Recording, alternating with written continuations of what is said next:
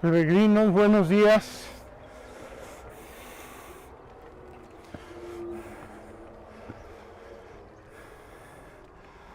Aquí estamos para variar en nuestras caminatas matutinas.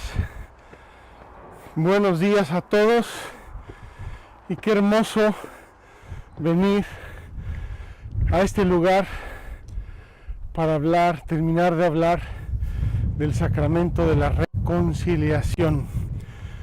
Como pueden ver, estamos en las ruinas de una antigua iglesia bizantina y en estos parajes, por lo visto, se escondían los enfermos, los endemoniados, los relegados de la sociedad, porque estaban al descampado y aquí en medio de estas colinas. Quiero hacer con ustedes la introducción. Vamos a hablar primero que nada de nuestro super mapa tecnológico.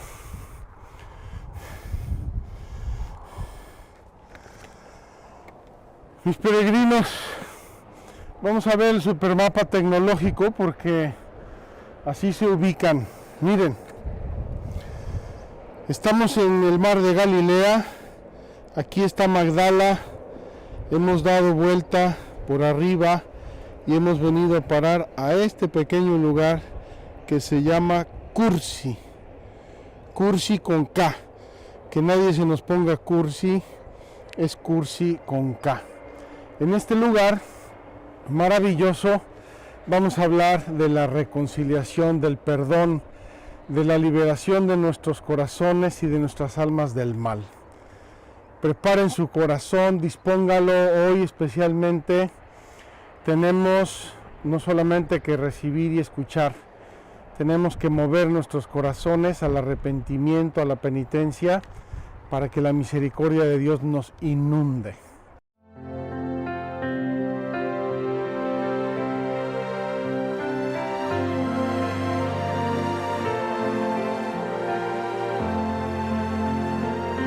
Es el tiempo de la gracia, el banquete está servido.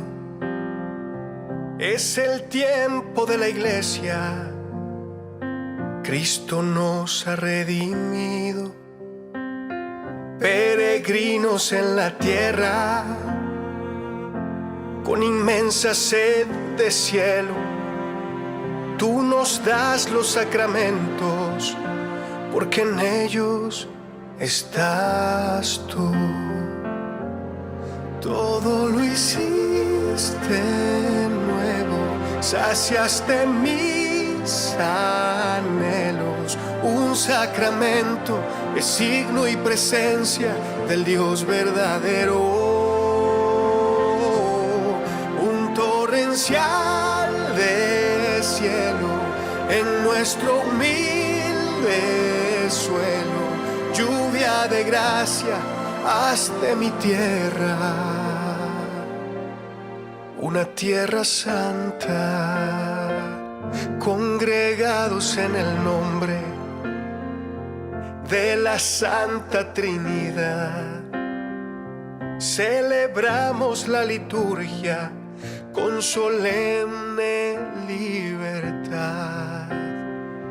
No me basta agradecerte,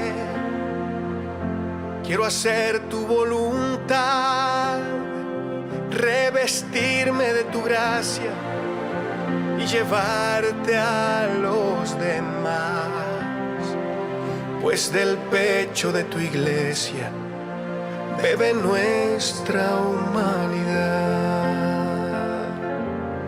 Todo lo hiciste nuevo, saciaste mis anhelos. Un sacramento es signo y presencia del Dios verdadero. Un torrencial de cielo en nuestro humilde suelo, lluvia de gracia, haz de mi tierra una tierra santa.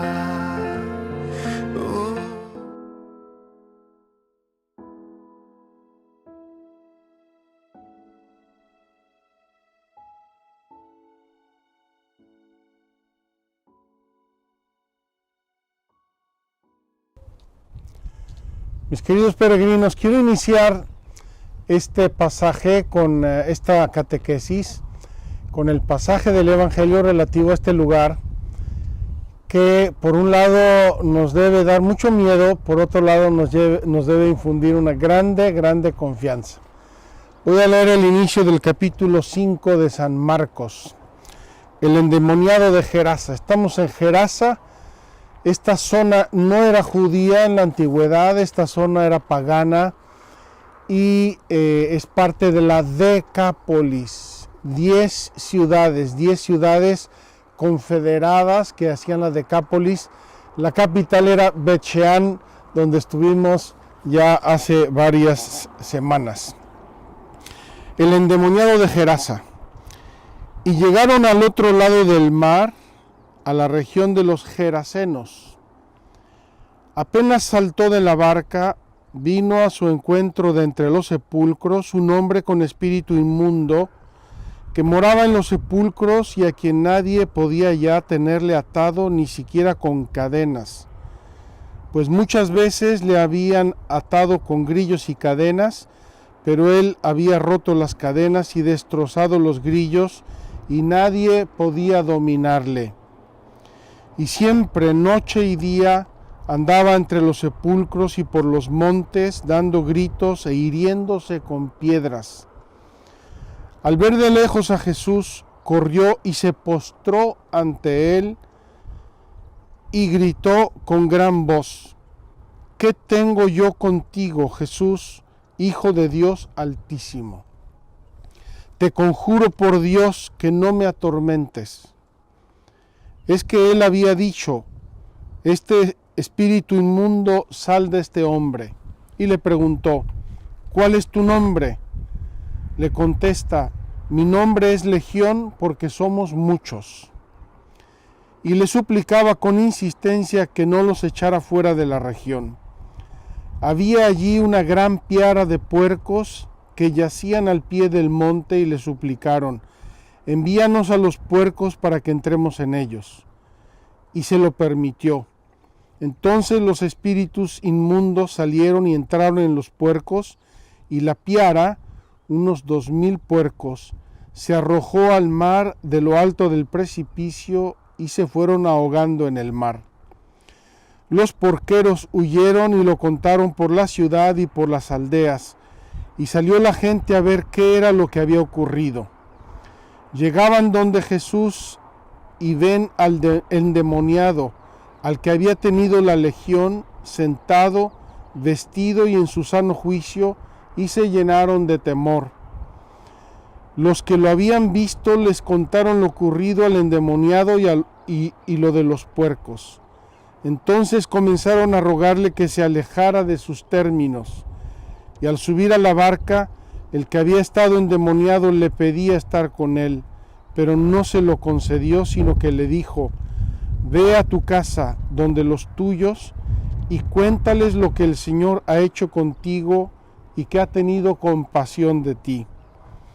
Él se fue y empezó a proclamar por la Decápolis todo lo que Jesús había hecho con él, y todos quedaban maravillados. Mis queridos peregrinos, vamos hoy a hablar de los actos del penitente, los actos del penitente. Ya vimos que este endemoniado va y se postra ante Jesús. El demonio está dentro de su corazón agitándolo, quitándole la paz. Nos ha hecho una descripción terrorífica de lo que le pasó a este hombre con los demonios. Lo ataban con cadenas y las rompía y se soltaba, se dañaba con piedras, andaba por los montes gritando como loco. Y me pregunto si no es lo mismo cuando nos dejamos llevar por el pecado grave. Si no andamos haciendo locuras, enredando las cosas, haciéndonos mal, encadenándonos a nosotros mismos. Esta descripción del endemoniado de Gerasa es como una catequesis práctica, visiva, de lo que pasa al ser humano cuando se deja de llevar por el pecado, es decir, cuando se entrega a las obras del mal y abre su corazón al mal. Pues bien, vamos a hablar aquí hoy de los actos del penitente, del pecador arrepentido, y vamos a pedirle a Dios que los podamos vivir con mucha sinceridad, con mucha intensidad, porque en esa medida entra la luz y la misericordia y el perdón y la paz de Dios a nuestras almas. Yo quiero comenzar hoy con una afirmación que aprendí de niño. La conciencia es la voz de Dios. La conciencia del ser humano es la voz de Dios. ¿Por qué? Porque Dios nos hizo. Porque Dios infundió en nuestra alma, en nuestro ser, infundió el alma con todas sus facultades, sus cualidades, entre ellas la inteligencia, la voluntad, la sensibilidad, la conciencia moral, no solo la conciencia de nosotros mismos, sino la conciencia moral.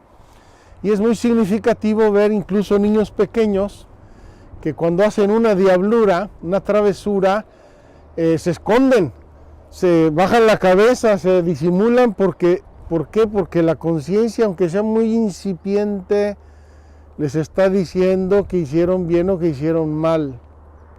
Qué hermoso saber que la conciencia del ser humano es la voz de Dios. Dios que habla dentro de mí, Dios que me va guiando, Dios que quiere el bien de mí, Dios que quiere librarme del mal.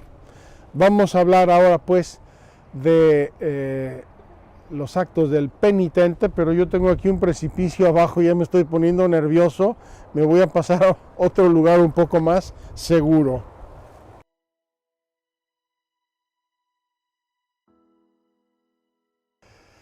Vamos a ver los actos del penitente, queridos amigos, y para esto me recuerdo de la catequesis de mi madre. Mi madre, como ya les dije, era catequista, nos dio la catequesis a nosotros, enseñaba catecismo en nuestra casa y en el rancho de mi papá, así es que esta catequesis la oí 1000 veces. Y decía así, además lo hacía cantado porque era mnemotécnico y los niños así se lo aprendían.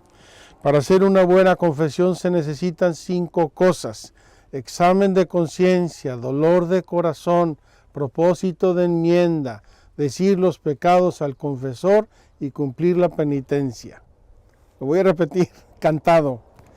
Para hacer una buena confesión se necesitan 5 cosas: examen de conciencia, dolor de corazón, propósito de enmienda, decir los pecados al confesor y cumplir la penitencia. El catecismo de la Iglesia Católica, que va un poco más a las cosas esenciales, comienza con el dolor de corazón, pero quiero introducir el examen de la conciencia. Para hacer una buena confesión tengo que recordar mi conciencia, recogerme, repasar mi vida. Nada más quiero darles un consejo pastoral que es algo que introdujo San Ignacio de Loyola. San Ignacio de Loyola dice, antes de hacer tu examen de conciencia y recordar tus pecados, recuerda cosas, gracias, bendiciones que Dios te ha dado. Pon delante de ti el amor de Dios, la misericordia de Dios, para que tu arrepentimiento y tu examen de conciencia sean más sinceros y sean a la luz del amor de Dios, no a la luz del miedo. Entonces, si yo digo cuánto me ha amado Dios, qué familia maravillosa me ha dado una vocación espléndida, gracias a Dios no me falta nada esencial, qué maravilla, Señor. A esta luz quiero analizar mi conciencia. Hay que analizar la conciencia desde la última confesión hasta el momento. Para algunos es fácil porque se confiesan con frecuencia, para otros no, porque hace 20 o 30 o 50 años que no se confiesan, como el que hablaba en la intro, el testimonio que pusimos en la intro. Tengo 53 años sin confesarme. Hacer un examen sincero, generoso, humilde de mi vida, sobre todo de las faltas graves. Para eso nos ayudan mucho los mandamientos de la ley de Dios, los mandamientos de la Iglesia, nos ayuda a recordar nuestros deberes de estado, si soy soltero, si soy casado, si trabajo, si tengo hijos, si tengo responsabilidades sociales, etcétera, o pastorales, espirituales, religiosas.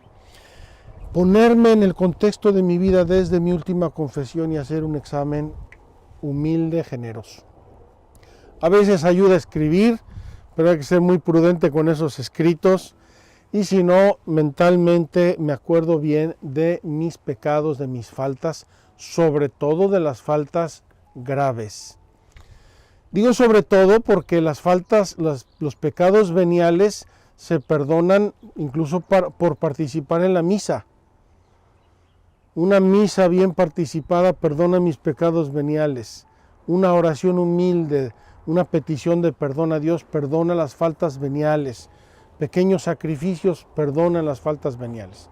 Las faltas mortales requieren del sacramento de la confesión con una variante que ahora les voy a explicar. Entonces, primero, examen de conciencia, recordar bien, porque si no, ¿qué nos pasa?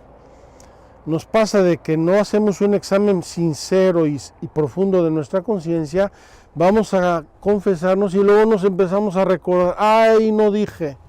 Se me olvidó, me hubiera yo acordado. Entonces, un buen examen de conciencia. Si haces un buen examen de conciencia y aún así se te olvida algo, no importa.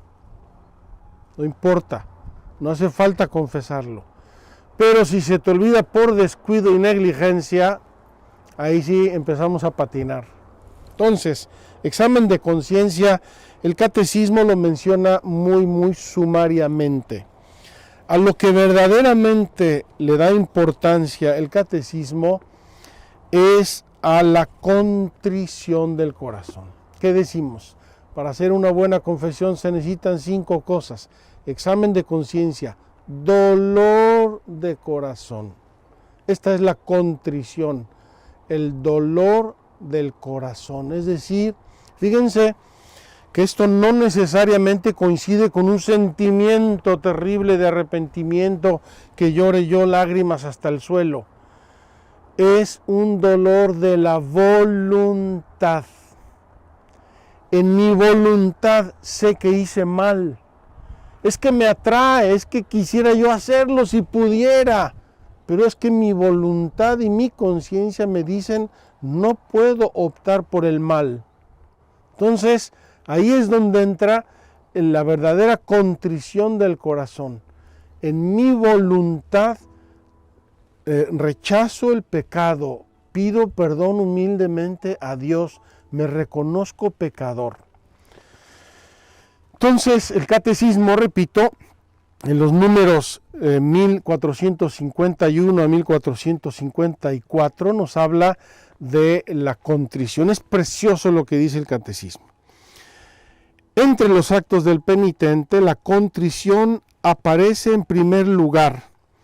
Es un dolor del alma y una detestación del pecado cometido, con la resolución de no volver a pecar. Con la resolución, la actitud sincera. Si yo voy a confesarme mientras hago planes de volver a pecar, ahí no hay sinceridad, ni hay contrición, ni hay nada. Yo sé que puedo volver a pecar, que soy débil, que tengo un vicio, que tengo algo, pero sinceramente quisiera no volver a pecar. Le voy a echar todas las ganas del mundo, como decimos en México. Este dolor, esta detestación del pecado, tiene 2 formas fundamentalmente en el corazón humano. Una forma perfecta, que llamamos contrición, y una forma imperfecta, que llamamos atrición. Contrición y atrición. ¿En qué consisten? La contrición es un dolor que brota del amor a Dios. Me duele, tiene el fundamento en la caridad, me duele, he ofendido a Dios, mi Padre, mi amor, mi Salvador, me duele haberlo ofendido. Esta contrición perdona todos los pecados veniales también, y perdona los pecados mortales si comprende la firme determinación de recurrir cuanto antes a la confesión sacramental. Fíjense qué hermoso. Yo tengo la desgracia de cometer una falta grave. Estoy dolido, estoy arrepentido, me siento humillado, soy una porquería. Pero le pido sinceramente perdón a Dios por amor. Y eso ya purifica mi alma del pecado. Si tengo la resolución de ir a confesarme, y voy a confesarme. Tengo la resolución, pero no voy. Vuelvo a pecar. Otra resolución maravillosa, pero tampoco voy. Eso es estar jugando al sacramento de la penitencia. La resolución sincera de ir a confesarme es de hacerlo en cuanto antes. Eso significa una firme resolución. La llamada atrición o contrición imperfecta es ciertamente una gracia de Dios, pero está motivada más en el temor al castigo, el temor al mal que me puede venir, el temor a la condenación. Y por lo tanto es imperfecta, pero es válida. ¿Por qué? Porque nos aparta del pecado. Muchas veces, por ejemplo, los niños, ¿verdad? Son obedientísimos, pero también son obedientes y saben que se van a llevar un castigo si hacen una falta que no deben hacer. Y eso vale para todos los seres humanos, porque así es la estructura del corazón humano. Entonces, queridos hermanos, la contrición imperfecta o atrición no alcanza el perdón de los pecados graves, pero dispone a la penitencia, dispone al arrepentimiento. Hay que pedirle a Dios siempre con mucha humildad, tener contrición, es decir, dolernos cuando hemos faltado porque hemos ofendido a Dios, que es el sumo bien y digno de ser amado sobre todas las cosas, como rezamos en el acto de contrición. Ya hablamos del examen de conciencia, quiero pasar ahora a la confesión de los pecados. Y aquí tengo que decir que hay muchas tradiciones en la iglesia y que dependen casi de la parroquia o del lugar, del colegio en donde nos prepararon para la primera comunión. Cuando uno va a un lugar o escucha confesiones de personas de muchos lados, enseguida uno intuye la diferencia de formación cristiana que han tenido. Les voy a decir una experiencia que tuve un día, hace muchos años. Me invitaron en 2 parroquias a ir a confesar niños para la primera comunión. Entonces, llego a una parroquia, los niños como seditas, ordenados, las catequistas, el párroco, tal, y van pasando los niños en orden. Todos los niños saben confesarse. Padre, me arrepiento de mis pecados, quiero hacer la primera comunión y he pecado, he hecho esto y esto. Y le pido la absolución, y ya les doy los consejos y la absolución, y todos como seditas. De ahí fui a otra parroquia. Un desastre, niños corriendo, jugando, saltando por las bancas, que tiene que confesar, siéntese ahí donde pueda. Me senté, llega un niño y se sienta, y se me queda viendo. Y yo, pues, ¿qué quieres, no? ¿Qué tengo que decir? ¿Qué tengo que decir? Digo, ¿a qué veniste? Pues que la confesión. ¿Y qué tengo que hacer? No tenía ni idea. Estuve un rato confesando, entre comillas, porque esas confesiones de esos niños eran muy pobres, muy miserables. Así llega gente y sabe confesarse. Padre, me arrepiento de mis pecados, quiero pedir la absolución de Dios y estos son mis pecados. O como dicen en inglés, Padre, bendígame, estos son mis pecados. Es muy hermoso hacer una confesión. Vengo a confesarme, vengo a declararme pecador, vengo a pedirle perdón a Dios. Los que llegan así como que llegan a una negociación, creo que no han entendido a qué van a la confesión. La confesión de los pecados o la acusación de sí mismo, incluso desde un punto de vista simplemente humano, nos libera y facilita nuestra reconciliación con los demás. Cuando nosotros sentimos nuestra responsabilidad, estamos en el camino de la reconciliación. Cuando nosotros no aceptamos nuestras faltas, ¿cómo nos vamos a reconciliar? ¿Cómo vamos a ser humildes y a pedir perdón y acercarnos al prójimo? Por la confesión, dice el catecismo, el hombre se enfrenta a los pecados de que se siente culpable. Primera cosa. Segunda, asume su responsabilidad. Asume su responsabilidad. Nadie viene a confesarse diciendo, Padre, yo soy un santo, ¿sabe? Hago muchas obras buenas, tal. ¿A qué veniste? Uno va a confesarse pecador y a confesar sus pecados. La confesión debe tener varias características. En primer lugar, debe ser clara. Cuando uno va a escuchar confesiones y llega un penitente, te tengo que entender de que yo soy médico.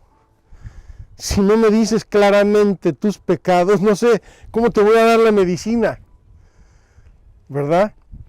Clara, el sacerdote tiene que entender las faltas, los pecados del penitente y no tiene que suponer cosas. Entonces, clara, íntegra. Yo no puedo confesar 99 pecados y callarme uno. ¿Saben por qué? Porque salgo de la confesión con 101. Los 99 que confesé, el que me callé y uno más gravísimo que es un sacrilegio. Ir a la confesión y no hacer una confesión íntegra, es decir, de todos mis pecados, sobre todo de todas mis faltas graves, añade, no me perdona nada y añade un pecado más, el pecado del sacrilegio. La confesión tiene que ser íntegra, es decir, todos los pecados que yo recuerdo sinceramente graves los tengo que presentar humildemente dentro de la confesión. Dice el catecismo, en la confesión los penitentes deben enumerar todos los pecados mortales de que tiene conciencia tras haber examinado seriamente, incluso si sus pecados son muy secretos, incluso si los pecados son íntimos, nadie lo sabe, o son simplemente pecados interiores, pero graves. Pecados interiores, pero graves. Por ejemplo, faltas internas contra la caridad, contra la justicia, impaciencias, intolerancias, pecados y actitudes graves en mi interior. Ya no digamos faltas contra el 6º mandamiento, el 9º mandamiento, o envidias, cosas que van carcomiendo nuestra alma. Tengo que confesarlos para que la confesión me purifique verdaderamente de mis pecados y los vaya yo desarraigando. Dice la Iglesia que todo bautizado, desde el uso de razón, debe confesarse por lo menos una vez al año. Tenemos que ser en esto muy humildes, muy honestos con nuestra fe, con las prácticas religiosas. Si yo no me confieso, me voy apartando del camino y luego volver se hace tan difícil, tan doloroso, tan humillante. Mejor cumplir por lo menos este mandato de la Iglesia, confesarse y comulgar a lo menos una vez al año. Confesarse y comulgar a lo menos una vez al año. Es un mandamiento de la Iglesia. Eso nos ayuda mucho para mantener la delicadeza de nuestra conciencia, para no abandonarnos en estados o situaciones de pecado, para no abandonarnos a vicios o adicciones, enfermedades del alma que nos carcomen a nosotros y carcomen también a nuestro prójimo. Finalmente, la confesión, incluso de los pecados y de las faltas no mortales, es recomendable y la confesión frecuente. ¿Cuán frecuente? Yo no me atrevo a decirles una vez al mes, una vez a la semana, una vez cada 3 meses, pero una confesión frecuente. ¿Por qué? Porque eso nos mantiene en la humildad, nos mantiene en la delicadeza de nuestra conciencia, nos mantiene en la luz del Señor, nos mantiene en la fidelidad a la alianza. Y por supuesto, si yo vivo en gracia, recibo la comunión. Si yo tengo la desgracia de perder la gracia, recurro enseguida a la confesión y entonces vivo en la gracia de Dios, vivo en la amistad con Dios, recurro y recibo los sagrados sacramentos. No sé si ya les he platicado esto, pero voy a terminar esta parte aquí y luego bajamos al monasterio bizantino. El día que yo hice mi primera comunión, me llamó mi papá y me dijo, tenía yo 5 añitos, me llamó mi papá y me dijo, Juan, ¿sabes lo que son los fantasmas de la carretera? No sé si ustedes saben, los fantasmas de la carretera eran unos postecitos blancos que ponían antes en las carreteras para saber dónde estaba la carretera y no salirse. Y cada 50, 100 metros, no sé cuánto, ponían un postecito de esos. En un segundo momento les pusieron pintura fosforescente, entonces se veían muy bien. Los fantasmas de la carretera, algo que se te aparece en la noche y que te va indicando el camino para no salirte.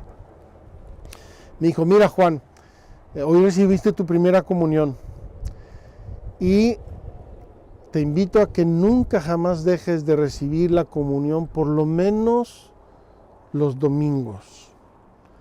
Cada domingo tu comunión va a ser como el fantasma de la carretera que te va a ir llevando siempre por el camino del bien. Qué consejo tan preciosísimo. No sé si lo entendí bien en ese momento porque tenía 5 añitos, pero qué consejo tan precioso. Yo lo he dado muchas veces, porque así no me aparto del camino. Lo tengo siempre a la vista. Y si en la semana tengo la desgracia de caer, cometer una falta, me siento mal, me siento pecador, lo que sea, me confieso porque el domingo siguiente quiero recibir la Santa Comunión y así todos los domingos de mi vida. Qué consejo tan sabio de mi papá, qué invitación tan linda que en ese momento pues yo la recibí como niño, pero que en mi vida me ha ayudado mucho. Vamos a encaminarnos hacia el monasterio que está allá abajo y vamos así hablando de los siguientes actos del penitente.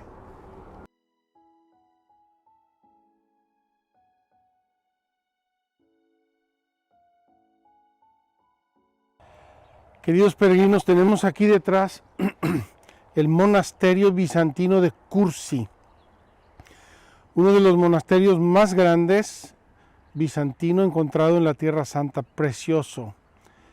Y seguramente conforme a la tradición y a la historia de la iglesia recuerda esta expulsión de los demonios del endemoniado de Gerasa.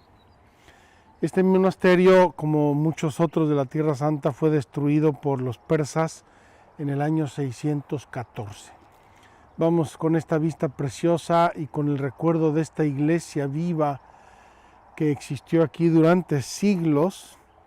Vamos a seguir nuestra catequesis sobre los actos del penitencia. Entonces dijimos, para hacer una buena confesión se necesitan 5 cosas: examen de conciencia, dolor de corazón, contrición, decir los pecados al propósito de enmienda,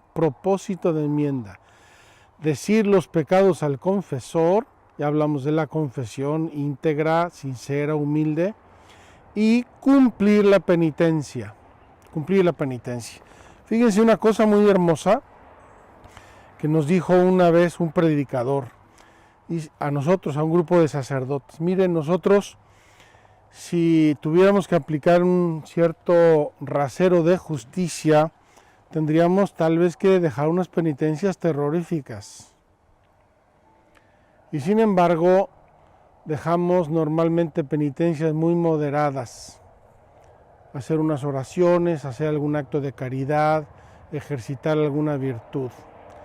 ¿Y eso por qué? En primer lugar, porque lo que pretendemos es el bien del penitente. No estamos en ningún tipo de venganza, ni mucho menos, el bien del penitente. En segundo lugar, porque nosotros sacerdotes, como Jesús, el siervo doliente de la Biblia, tenemos que asumir en nuestra vida las cargas, los dolores, los sacrificios de las almas que se confiesan con nosotros.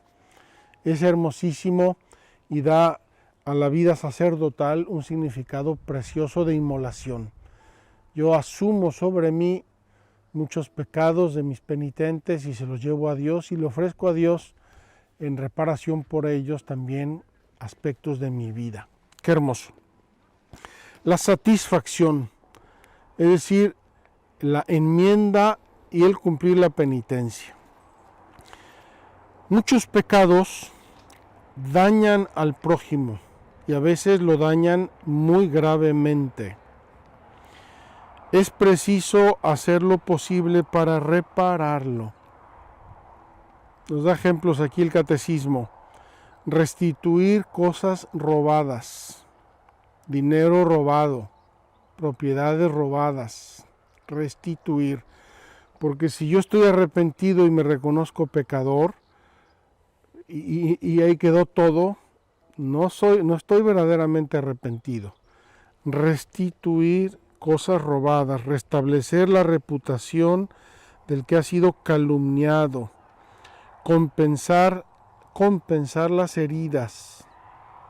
Fíjense qué hermoso y qué profundo. Qué hermoso y qué profundo. La simple justicia exige esto. Pero además el pecado hiere y debilita al pecador mismo, así como sus relaciones con Dios y con el prójimo. La absolución quita el pecado, pero no remedia los desórdenes que el pecado ha causado. Liberado del pecado, el pecador debe todavía recobrar la plena salud espiritual. Por lo tanto, debe hacer algo más para reparar sus pecados. Debe satisfacer de manera apropiada y expiar sus pecados. Esta satisfacción también se llama y es parte de la penitencia. Si a mí mis pecados graves no me exigen sacrificios en mi conversión, probablemente mi conversión no sea muy sincera. Aquí entra un principio importantísimo de la moral. ¿Cómo restituir a veces si no es fácil?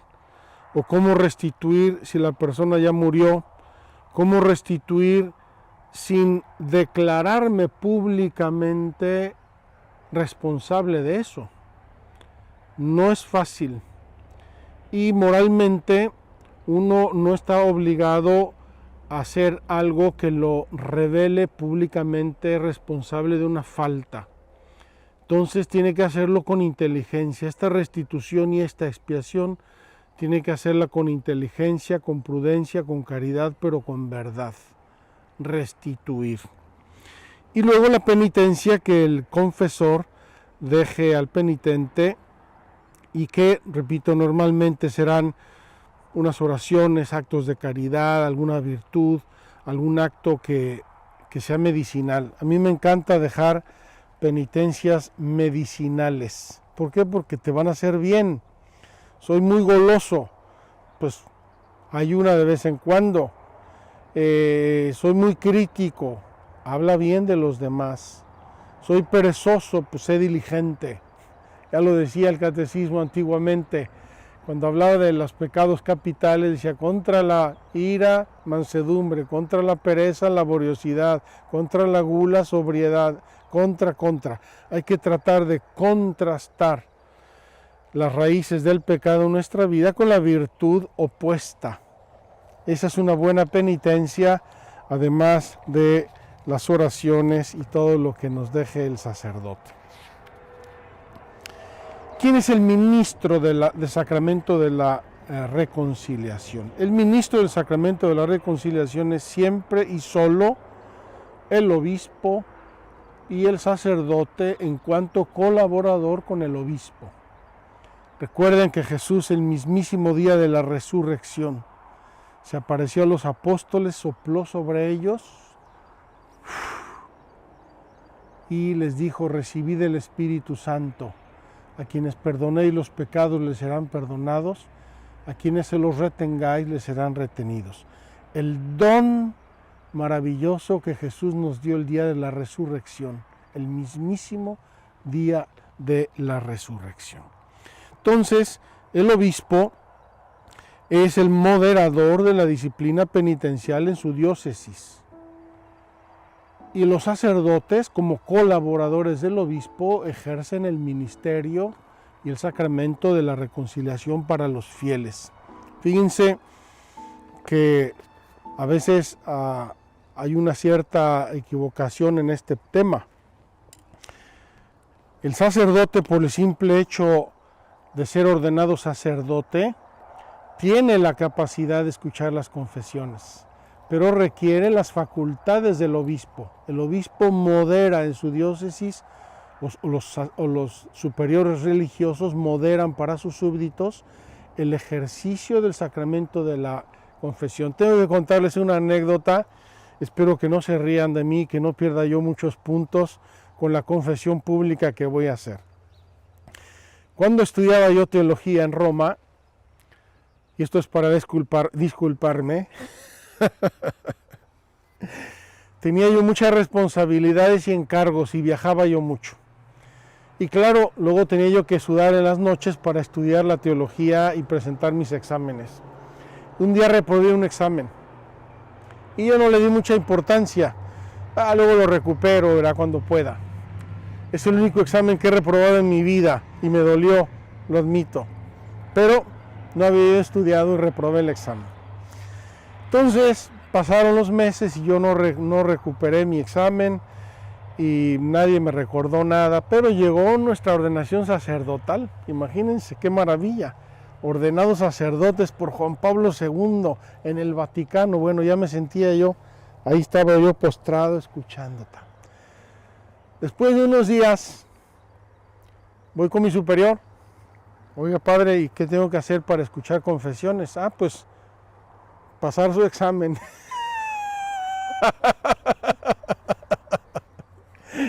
En primer lugar, tiene que pasar su examen, porque no le vamos a dar facultades para escuchar confesión hasta que no pase su examen. Y como seguía teniendo muchos encargos, tardé un año en recuperar ese examen y por lo tanto mi primer año de ministerio sacerdotal, en espíritu de obediencia y de humildad, no pude escuchar confesiones. Eso se dice fácilmente y no pasa nada, pero imagínense cuando llegué a lugares, a parroquias, a celebrar misas, se acercaba gente: padre, ¿me puede confesar? Pues no puedo. ¿Cómo? Pero usted es sacerdote. Pues no puedo porque no me han dado facultades para escuchar confesiones. Entonces el obispo y el superior religioso moderan la disciplina penitencial. Y a los sacerdotes, por muchos motivos, les pueden poner límites.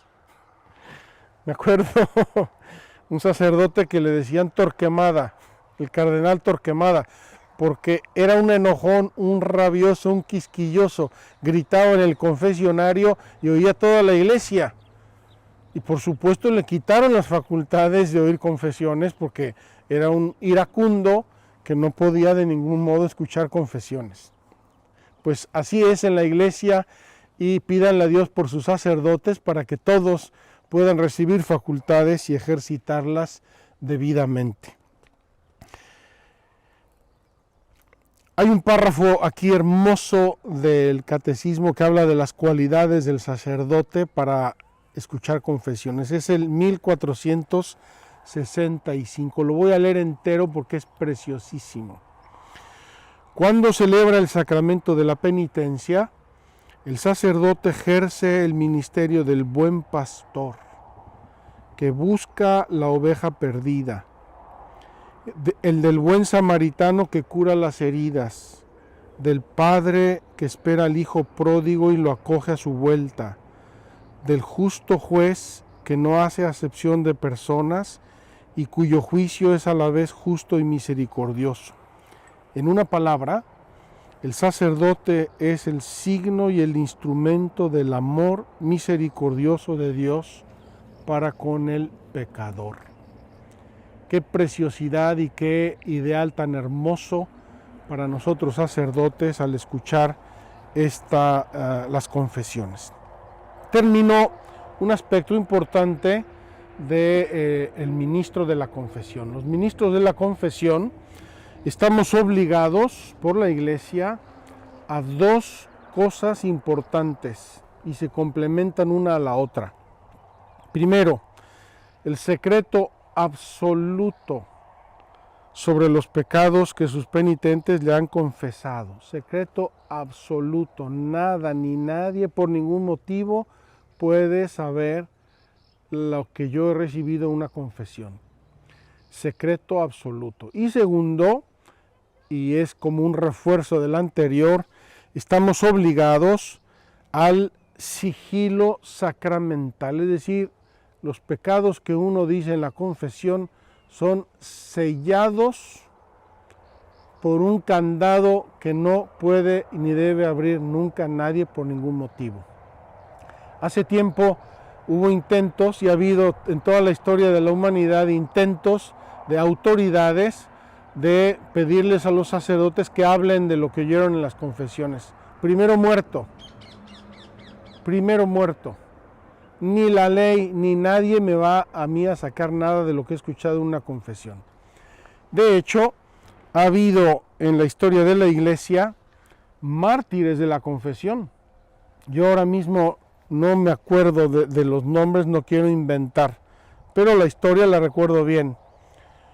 Una reina, por lo visto muy bella, tenía un confesor e iba con regularidad a confesarse con su confesor. Al rey le dieron celos y entonces acudió al confesor para decirle: oye, me tienes que decir lo que te dijo mi esposa. Y el confesor le dijo: no te digo nada, o me lo dice o te mato, mátame, y lo mató. Hermosísimos testimonios de martirio antes que revelar nada absolutamente de la confesión. Qué bella es la disciplina y la doctrina de la Iglesia sobre esto, y cuánto nos invita también a la confianza, a la humildad, a la serenidad. Yo sé que lo que digo en confesión no lo puede usar nadie nunca, en ningún foro, en ningún lugar, por ningún motivo, en ninguna circunstancia. Y antes muerto que revelar algo de lo que se oye en una confesión. Quiero hablar aquí también de ministros extraordinarios, maravillosos, excepcionales del sacramento de la confesión. Y quiero hablar de dos o tres que conozco un poco. El primero, el cura de Ars. El cura de Ars. Hay una anécdota que me encanta y yo intento aplicármela y me la aplico hoy ante ustedes, mis peregrinos virtuales. En tiempos del cura de Ars había un famosísimo predicador en Francia, Bossuet. Impresionante, todos sus libros, discursos, era brillantísimo, se llenaban las iglesias, había gente que hasta se subía a los confesionarios para escucharlo. Y dicen: qué maravilla de Bossuet. Pero con el cura de Ars no se subían a los confesionarios, entraban dentro. Entraban dentro del confesionario. El Santo Padre Pío de Pietrelcina. Horas y horas y horas y días y semanas y años, lustros, décadas, oyendo confesiones. Llegaba gente a Pietrelcina, les daban un número para dentro de una semana, para dentro de 15 días. Tenían que esperar por las colas inmensas de penitentes que iban a confesarse con ellos. Qué hermoso. Me aplico yo lo del cura de Ars, queridos peregrinos, porque a mí me mandan muchos mensajes preciosos. Padre, qué linda la catequesis, no se canse, padre, póngase crema, padre, que le quiten la mochila, lo vemos cojear, lo vemos sudar, lo vemos toser. Gracias. Me encantan sus catequesis, me encantan, bendigo a Dios, pero si no se meten en los confesionarios, soy como Bossuet y no como el cura de Ars. Entonces, esto para decirles que esta peregrinación sobre los sacramentos será exitosa no porque me feliciten y me alaben, sino porque vivan los sacramentos, porque se acerquen a Dios, porque vivan más cerca del amor y de la gracia de Dios. Que nadie me vaya a llamar Bossuet por el amor de Dios, sino simplemente un curilla de pueblo, y ojalá que se llenen los confesionarios del mundo si esta peregrinación ha valido de algo la pena. Efectos del sacramento. Voy a hablar brevísimamente de los efectos del sacramento. Ya los hemos mencionado muchas veces. La reconciliación con Dios, la reconciliación con nosotros mismos y la reconciliación con nuestros hermanos. En vez de alinearnos con el pecado y con el mal y con los enemigos de nuestra alma, el pecado, el demonio y la carne y el mundo, nos alineamos con el amor de Dios, con la gracia de Dios, con su infinita bondad, con su sabiduría, con la alianza de los mandamientos. Esa es la gran penitencia del buen cristiano, vivir bien los mandamientos. No hacer cosas excepcionales, vivir bien los santos mandamientos. Esta reconciliación nos da un grande consuelo espiritual, nos da una paz, es una propia y verdadera resurrección espiritual.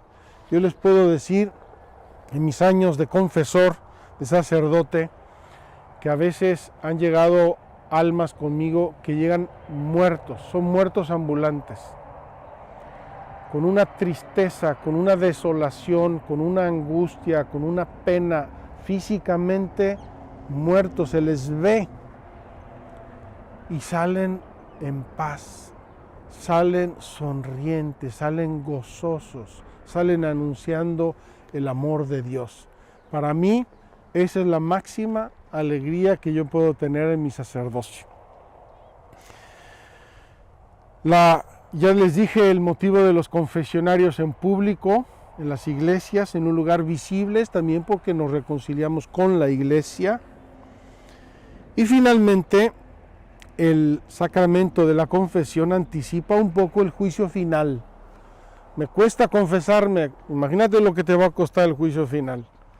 Me humilla, imagínate lo que te va a costar cuando delante de Dios se vea tu vida como es. La confesión y la confesión frecuente anticipa el juicio de Dios en nuestra vida y así nos hace que no le tengamos miedo, sino que tengamos mucha confianza y mucha serenidad ante Él. Aquí el catecismo nos habla de las indulgencias. Lo voy a saltar, queridos hermanos, porque no nos da tiempo. Pueden leerlo, es muy sencillo, muy claro. Véanlo, nos sirve, nos ayuda. A veces ganar indulgencias por nosotros o por los difuntos es muy valioso y es muy hermoso. La celebración del sacramento de la penitencia. En primer lugar, el sacramento de la penitencia es una acción litúrgica, es un sacramento, es santo. No es un ratito de una charleta con un amigo, por más amigo que sea mi cura, mi sacerdote. Hay que darle el sentido litúrgico. Les voy a contar una experiencia, ya la mencioné hace unos días. El día que confesé 16 horas seguidas, fue el 4 de septiembre del 2004, en Loreto. Yo me vestí de cura, me puse alba y me puse estola. Cogí una silla y me senté. Era una reunión nacional de la Acción Católica Italiana, sobre todo de jóvenes. Miles y miles, con Juan Pablo II. Me senté, alba y estola y silla. Y empezaron a llegar personas y personas y personas y me veían y se iban y me mandaban a sus amigos 16 horas seguidas. Y había otros sacerdotes, no quiero juzgarlos, se sentaban en el suelo, en camiseta, sin estola. Y yo tenía una fila de 30 y ellos no tenían a nadie. Me iluminó mucho eso. Es una acción litúrgica, hay que darle el valor, la sacralidad, el sentido, el ambiente propio de una celebración litúrgica. Si no se convierte en una charleta nociva, porque la gente acaba por perder la fe en el sacramento de la confesión. Esta celebración, ordinariamente los elementos de esta celebración, ¿cuáles son? Los decimos en el rito del catecismo, del sacramento. Saludo y bendición del sacerdote. El sacerdote me acoge en el nombre del Padre, del Hijo y del Espíritu Santo. Ave María Purísima. Algún saludo conveniente. Luego una exhortación al arrepentimiento, a la confesión, y luego viene la confesión de los pecados, la imposición y aceptación de la penitencia y la absolución. Hay gente que viene a confesarse, se confiesa, se levanta y se va. A algunos lo he tenido que pescar. Oye, espérate, no te he dado la absolución. Veniste a comprar Coca-Colas y te vas y ya me pagaste y no te llevas las Coca-Colas. Saludo, invitación a la conversión, a la penitencia, confesión de los pecados, consejos del sacerdote, penitencia y absolución. Y luego me despide el sacerdote diciéndome: ve y canta las maravillas de Dios que te ha salvado. Hoy en el Evangelio que hemos leído aquí del endemoniado, dice: Jesús no lo dejó irse con él. Dijo: no, ve y diles a tus paisanos las maravillas que Dios ha hecho contigo. Pues tú también ve y proclama el amor de Dios. Yo no sé cuántos de nosotros hemos hecho eso. ¿Cuántos de nosotros les hemos dicho a nuestras familias, por ejemplo: hoy me fui a confesar, estoy feliz, Dios es amoroso, me ama, me santifica? ¿Cuántos de nosotros lo hemos hecho? Ve y proclama las maravillas de Dios que te ha salvado. Ojalá lo dijéramos. A veces nos da vergüenza y respeto humano, mientras decir tonterías no nos da ningún respeto humano. Bien, el sacramento de la penitencia a veces está acompañado de ritos penitenciales. A propósito, hoy teníamos prevista una renovación del sacramento de la penitencia que vamos a hacer un poco en la misa. La misa de hoy, que además es una liturgia especialísimamente para eso, vamos a hablar de esto, pero el sábado vamos a dedicar nuestra adoración a hacer un rito penitencial. Normalmente un rito penitencial está acompañado de la presencia de sacerdotes y por lo tanto de la confesión individual, pero así virtualmente no se puede hacer. Les invito a que vayan, se confiesen, reciban la absolución, se acerquen a los santos sacramentos.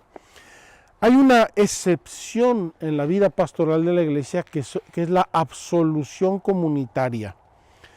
De esto hubo muchos abusos después del Concilio Vaticano II, porque llegaba un sacerdote, una iglesia de 500 fieles, ¿verdad? Les doy la absolución y que Dios los bendiga, hagan el propósito de confesarse. La Iglesia ha corregido drásticamente esos abusos. Se puede hacer una absolución comunitaria solamente en casos muy graves. Muy graves. Incluso dice el catecismo que es el obispo el que dice que es un caso grave. No basta con que yo diga, llegue, hay muchos penitentes, qué pena, no me va a dar tiempo, absolución general. No. La absolución es individual, es personal, expresa ese encuentro personal con Dios, que además el Evangelio lo dice en numerosas ocasiones. Yo te perdono, yo a ti te perdono. Es personal, son tus pecados, es tu vida. Termino y nos preparamos para nuestra celebración eucarística. número 1484, como que resume un poco toda la catequesis sobre la confesión. La confesión individual e íntegra y la absolución continúan siendo el único modo ordinario para que los fieles se reconcilien con Dios y con la Iglesia, a no ser que por una imposibilidad física o moral excuse de este modo de confesión. Les voy a decir una cosa. Cuando comenzó la pandemia y nos entró el pánico a todos y no podíamos ir a los hospitales y había muchos enfermos, gente sola en sus casas, a los sacerdotes nos desaconsejaron con razón y con prudencia no contagiarnos, sino cuidarnos porque nuestra vida sacerdotal es preciosa. Mucha gente se quejó, pero está muriendo gente sin la absolución. La confesión individual e íntegra y la absolución continúan siendo el único modo ordinario para que los fieles se reconcilien con Dios y la Iglesia, a no ser que por una imposibilidad física o moral excuse de este modo de confesión. Y el Papa Francisco en la pandemia nos recordó un acto de contrición equivale en estas circunstancias a la confesión. Si yo no me puedo confesar, no hay sacerdotes, no es prudente, no pueden entrar a los hospitales, no los dejan, la gente está muriendo, haz un acto de contrición humilde, perfecta, y eso te perdona los pecados, incluso los más graves. Y esto se establece así por razones profundas. Cristo actúa en cada uno de los sacramentos, se dirige personalmente a cada uno de los pecadores. Hijo, tus pecados están perdonados. Es el médico que se inclina sobre cada uno de los enfermos que tienen necesidad de él para curarlos. Los restaura y los devuelve a la comunión fraterna. Por tanto, la confesión personal es la forma más significativa de la reconciliación con Dios y con la Iglesia. Queridos hermanos, Dios está siempre pronto a la misericordia, al perdón. Dios es el que mueve los corazones. Pidámosle siempre vivir en su gracia, aborrecer el pecado, ser fiel a Él, a sus mandamientos. Y si tenemos la desgracia de pecar, con humildad, corramos cuanto antes a la confesión para vivir siempre en la gracia santa de Dios. Que Dios los bendiga.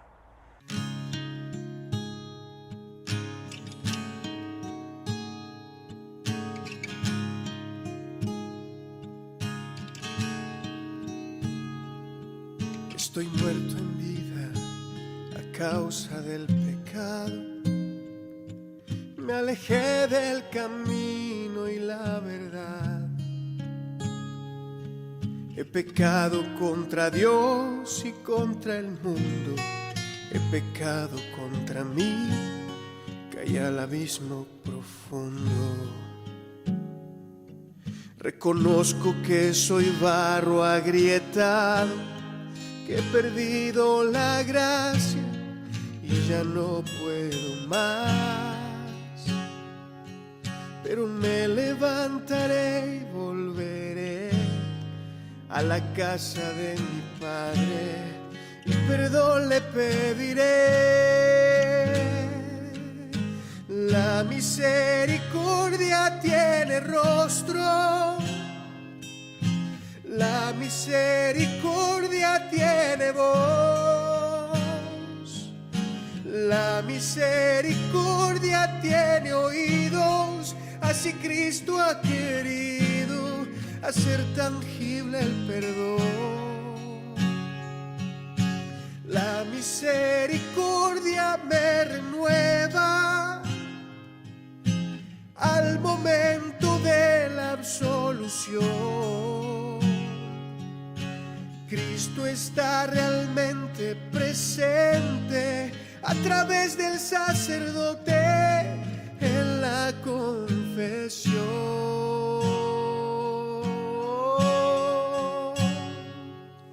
A quienes les perdonen sus pecados les quedarán perdonados, dice el Señor.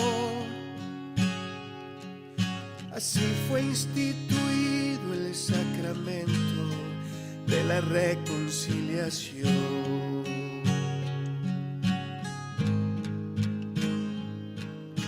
La misericordia tiene rostro, la misericordia tiene voz, la misericordia tiene oídos.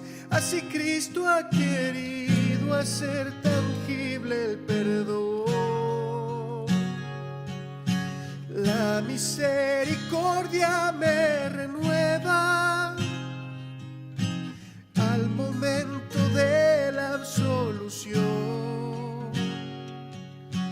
Cristo está realmente presente a través del sacerdote en la confesión.